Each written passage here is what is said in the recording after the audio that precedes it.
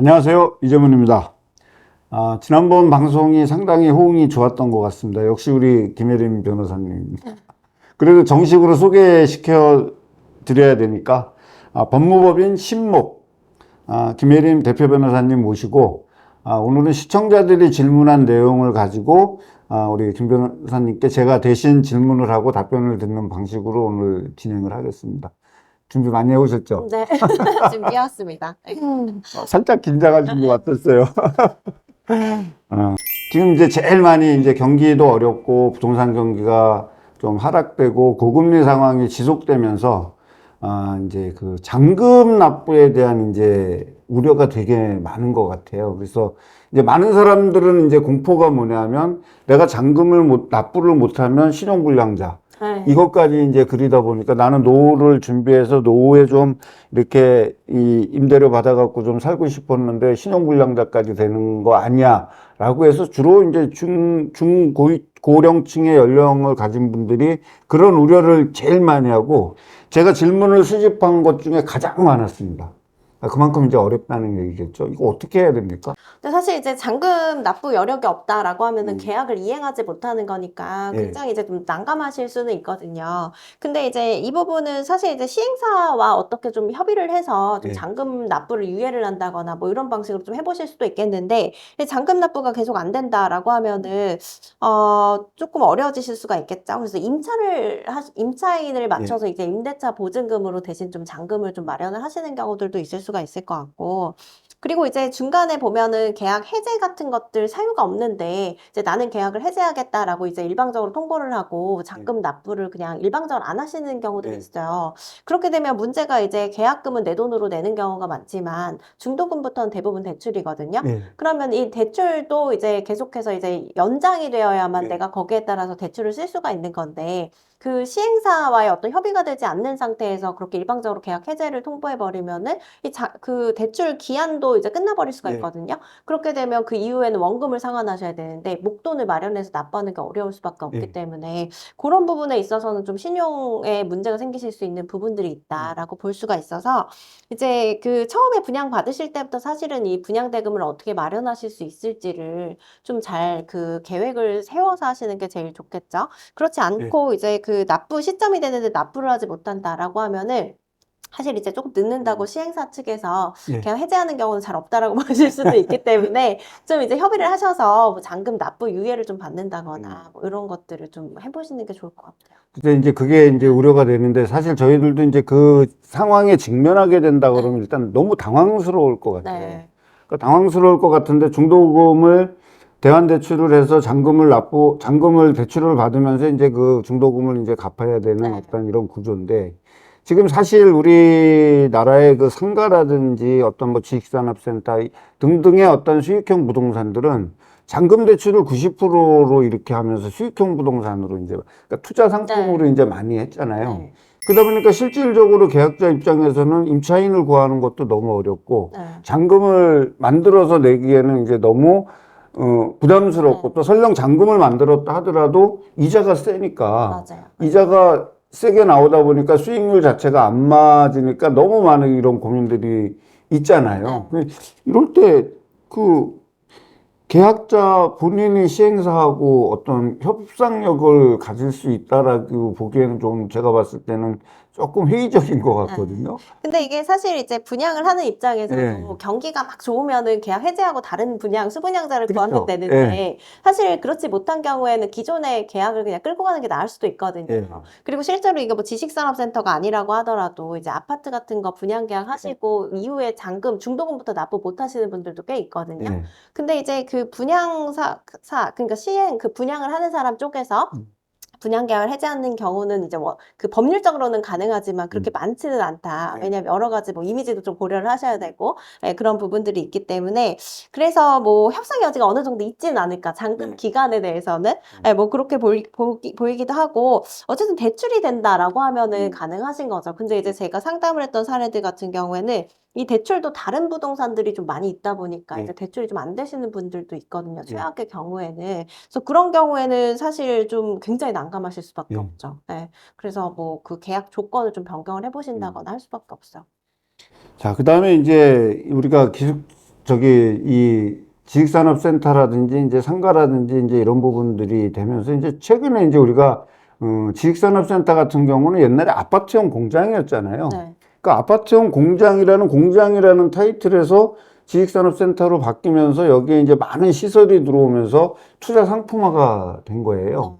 그러다 보니까 많은 이제 계약자들이 내가 입주가 가능한 업종이라고 알고서 계약을 했는데 입주가 불가능하다라는 어떠한 얘기를 들었다라고 얘기했을 때 네. 귀책 사유를 네. 우리가 어떻게 분석을 해야 될까요? 일단은 이게 지식산업센터 같은 경우에는 모든 업종이 입주가 가능한 게 아니기 때문에 예. 말씀하신 대로 옛날에는 이제 아파트형 공장 뭐 이런 형태를 불렸었거든요. 그러니까 원칙적으로 제조업, 그리고 지식산업, 그리고 정보통신산업 뭐 이런 업종들만 가능하다라고 보시면 되고, 최근에 이제 법이 개정돼서 이제 지원시설 같은 경우에는 이제 그 뭐 입점할 수 있는 범위가 좀 넓어졌다라고 볼 수는 있어요. 그렇긴 한데 원칙적으로 이제 정해진 업종이 있어요. 근데 이 업종만이 또 입주를 할 수 있는 부분들이 있고, 그렇기 때문에 뭐 세제 혜택이라던가 뭐 이런 것들을 좀 받을 수 있는 것들이 있거든요. 근데 이제 이거를 이제 업종을 뭐 금지되는 업종인데 임대를 한다, 뭐 이런 것들은 일단 처벌 규정도 있을 수가 있기 때문에 좀 주의를 하셔야 되는데, 근데 이제 임차인 입장에서는 처음에 사실 계약하실 때 이제 그런 부분들을 꼼꼼하게 체크를 하셔야 되는 거죠. 이제 입주가 가능한지 아닌지. 이제 일반적인 상가랑 지식산업센터는 좀 다르다라고 볼 수가 있기 때문에, 그래서 업종이 입주가 가능한 뭐 업종인가 뭐 이런 것들은 미리 다 확인하실 수가 있거든요. 그래서 업종 코드 같은 것들로 이제 쉽게 확인하실 수 있는 부분들이 있어요. 국세청 가면은. 그래서 그런 것들을 이제 확인하셔서 좀 체크를 하셔야 될 것 같고, 근데 이제 잘못 들어서 내가 이제 그 업종이 되는 줄 알고 이제 계약을 계약을 했다. 했는데 안 네. 된 거예요. 라고 하면 사실 이거는 계약 취소할 수 있는 사유가 돼요. 네, 사유가 되는데, 왜냐면 내가 착각해서 잘못 알고 한 거기 때문에, 그리고 상대방이 그렇게 얘기를 했다라고 하면은 그거를 뭐 만약에 속였다라고 하면 이거는 사기 행위도 될 수가 있는 거기 때문에. 근데 이제 문제는 계약 당시에 구두로만 왔다 갔다 하면 이걸 입증할 수 있는 방법이 없어지죠. 그렇기 때문에 현실적으로 계약 취소가 좀 어려울 수 있는 부분들이 있어서 미리 체크를 하시는 게 가장 중요하다라고 보이고요. 그리고 이게 계약서 같은 부분에 이제 내 업종이 입주가 가능하다 이런 내용들이 들어있다라고 하면은 이제 나중에 이제 내가 입주를 못하게 되면 그런 부분들에 대해서 이제 분양자한테 책임을 물을 수 있는 부분들이 있기 때문에 웬만하면 계약서에 다 작성하시는 게 좋겠죠. 자, 그러면 이제 제가 한 가지 여기서 궁금한 거는 이제 법률적 효과예요. 네. 자, 취소를 할 수 있어서 내가 취소를 하려고 했어요. 네. 근데 그 취소를 시행사가 제대로 취소를 안 받아들이게 되면 법적 분쟁으로 번질 거 아니에요. 그렇죠. 네. 그럼 법적 분쟁에서 법원에서 취소 판결을 받을 때까지의 그 기간 동안에 많은 문제들이 좀 생기지 않겠어요? 문제들이 많이 생길 수밖에 없죠. 소송이라는 거는 사실 이제 겪어보시면 아시겠지만 시간과 비용이 상당히 많이 소모가 될 수밖에 없어요. 그래서 이제 뭐 이게 취소 사유가 명백하다라는 가정을 하더라도 이제 1심만 한 1년 걸린다라고 보시면 되는데, 근데 이제 문제는 이게 계약서상의 계약금, 중도금, 잔금 납부 기일들이 있잖아요. 기한들이 있는데, 그러면은 이게 소송이 진행되는 동안은 또 내기도 애매하고 안 내기도 애매한 상황에 빠질 수밖에 없거든요. 근데 만약에 안 내신다라고 하면은 이제 대출 기한이 끝나버리면 내가 일시에 원금을 또 갚아야 되는 부담들이 있을 수가 있어요. 근데 이제 보통 지식산업센터 투자하시는 분들은 대출이 많이 나오니까 하시거든요. 그럼 내 돈을 조금 가지고 이제 투자를 10%, 하시는 분들이 20%죠. 대부분이기 때문에 목돈을 한 번에 마련하실 수 있는 경우가 별로 없다라고 볼 수가 있어서, 이게 소송을 하시더라도 이런 자금 계획에 대해서 좀 계획을 잘 세우셔야 되고, 기한이 됐는데 내가 상환을 못한다라고 하면 내 신용에도 문제가 생길 수 있는 부분도 있고, 심리적으로도 굉장히 압박이 될 수밖에 없거든요. 그리고 예를 들어 다른 부동산을 또 갖고 계시면 거기도 다 대출이 껴있을 거예요. 그러면 이쪽에서 이제 내가 갚지 못해서 신용에 문제가 생기면 나머지 이제 담보대출에 대해서도 문제가 생길 수 있는 그런 부분들이 있기 때문에 좀 고려를 하셔야죠. 그러니까 이제 변호사님은 이제 법률 전문가니까는 이제 그거를 이제 신용에 문제가 생기면 이렇게 아주 완곡적으로 표현하지만, 제가 받아들이기에는 신용 불량자가 될 수 있다 이렇게 생각. 그렇죠. 일시에 원금을 갚지 예, 못하시면. 그러니까 잔금을 못 냈다라는 얘기는 이미 이행기체가 되고 있으니까. 그러니까 내가 취소를 하기 위해서 법률적인 다툼을 하더라도 나는 잔금까지는 다 내놓고 다퉈야 된다라는. 그렇죠. 그리고 나중에 다시 돌려받는 형태가 되기 때문에 사실 이제 조금 소송에 있어서는 여러 가지 좀 애로사항이 있을 수밖에 없어요. 자, 그리고 이제 또 한 가지, 좀 시간이 너무 빨리 가는 것 같아요, 지금. 근데 이제 한 가지 또 이제 이 아까 이제 변호사님 말씀하신 대로 이제 이 지식산업센터는 지원시설로서 이제 기숙사라는 것이 있잖아요. 네. 근데 이제 기숙사라는 것은 그 입주해 있는 입주사들, 네. 지식산업센터에 입주한 직원들의 어떤 복지와 편의를 위해서 이제 제공해 준 게 이제 기숙사인데, 네. 이제 일부 우리가 지금까지 이제 관행으로 내려온 거는 이거를 상당히 그 수익형 부동산으로 네. 이제 이렇게 판매를 했단 말이에요. 그러니까 제일 중요한 거는 이제 임차인들이 집은 잘 만들어지고 저렴하고 오피스텔보다 상당히 저렴하고 이렇게 해서 거주 요건은 상당히 좋은데 주소 이전에 대한 이제 문제가 네. 있는 거예요. 네. 그럼 그 주소 이전을 이걸 어떻게 이거를 봐야 될까요? 이게 기숙사가 사실 주택이 아니잖아요. 예. 보니까 이제 주택의 숫자를 늘리게 되면은 사실 세금이 많이 발생할 수밖에 없는 네. 부분들이 있어서 좀 틈새 상품처럼 활용되는 부분들이 있어요. 네. 근데 원칙적으로 이제 그 입주자의 뭐 임직원이 이제 기숙사에 거주를 하는 게 네. 원칙이기는 한데, 근데 이제 여기에 이제 거주를 하시게 된다. 근데 임차인으로 또 거주를 하게 된다라고 네. 하면은 사실 이제 주택임대차 보호법의 보호를 받으려면은 확정일자를 받고 전입신고를 하고, 그리고 여기 계속 점유를 하고 계셔야 되는 부분들이 있거든요. 근데 이제 기숙사에 전입신고가 되냐, 이게 주택이 아니기 예. 때문에 사실 그동안 좀 허용이 안 되다가, 예. 어쨌든 이제 위반 건축물 같은 것들도 다 이제 네. 그 주택으로 사용하면은 전입신고 받아주거든요. 네. 그래서 이 기숙사 같은 경우에도 전입신고는 가능해요. 그렇게 되면은 이제 그 주택임대차보호법에 이런 보호를 받을 수는 있겠는데, 문제는 그렇게 되면 주택수에 포함돼서 과세가 돼버릴 수가 있기 때문에 이게 임대를 한 분한테 세금 문제라던가 뭐 이런 것들이 발생할 수 있는 여지가 있게 되죠.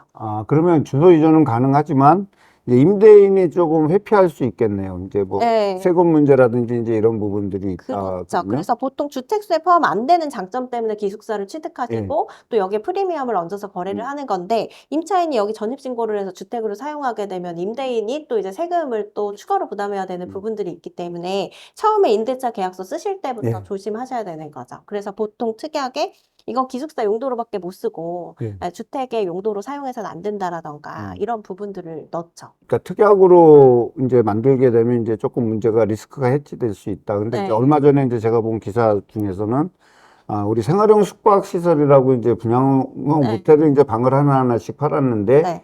이제 여기는 이 생활형 숙박시설은 숙박시설이기 때문에 장기 거주가 불가능하잖아요. 네. 근데 거기에 이제 많은 임차인들을 집어넣고 이거를 이제 생활형 숙박시설을 오피스텔로 전환하라는 기간을 줬는데 이제 이게 작년 10월인가 언제 이제 이 기간을 유지하지 않겠다라고 얘기해서 이제 앞으로 생활형 숙박시설이 이제 쉽게 얘기해서 오피스텔로 바뀔 수 있는 이제 여지는 현재 법률상으로는 이제 불가능해졌다라고 보고, 그리고 이제 분양형 호텔 숙박시설로 신고를 하지 않을 경우에는 이행강제금을 부과하는데, 네. 이행강제금은 2025년부터 이제 부과하겠다라고 이제 이렇게 여지를 준 네. 거예요.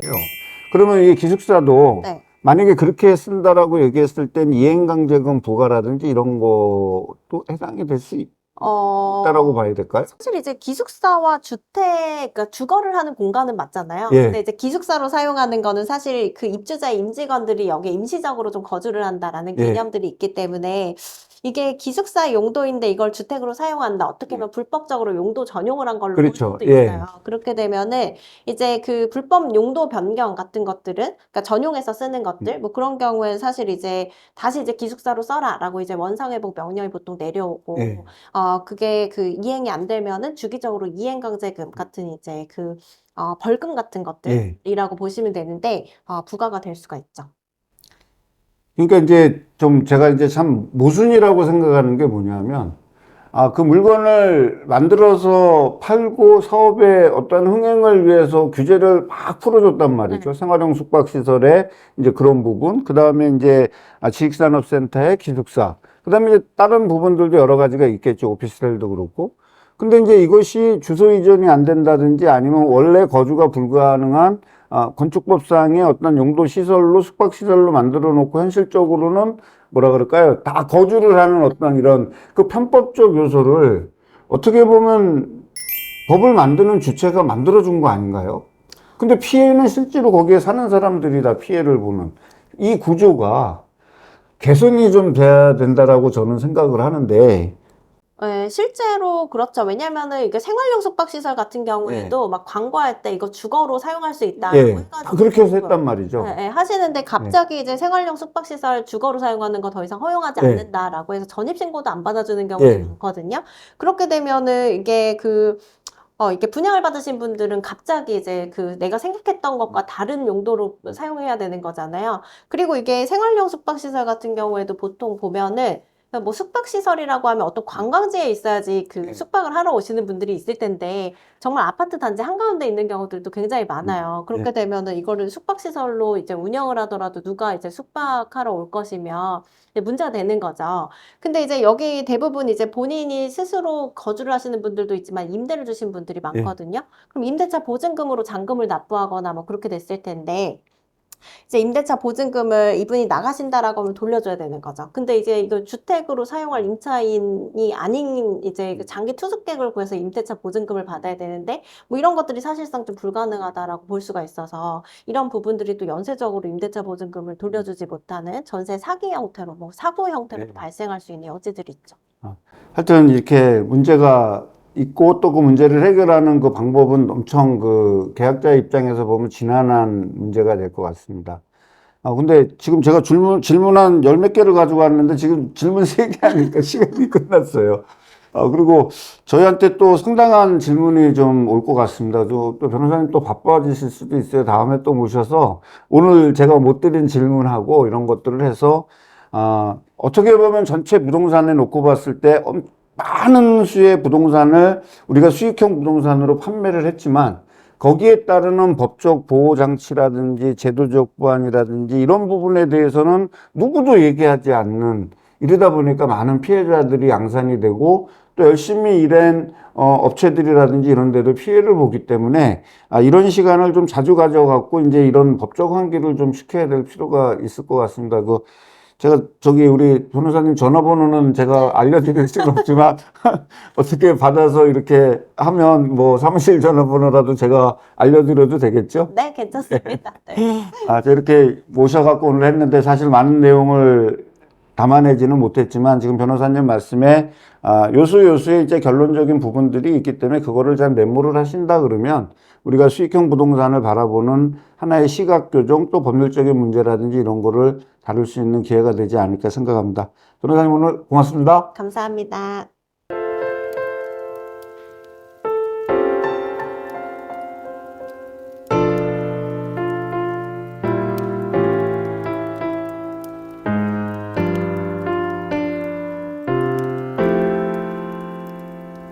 It's looking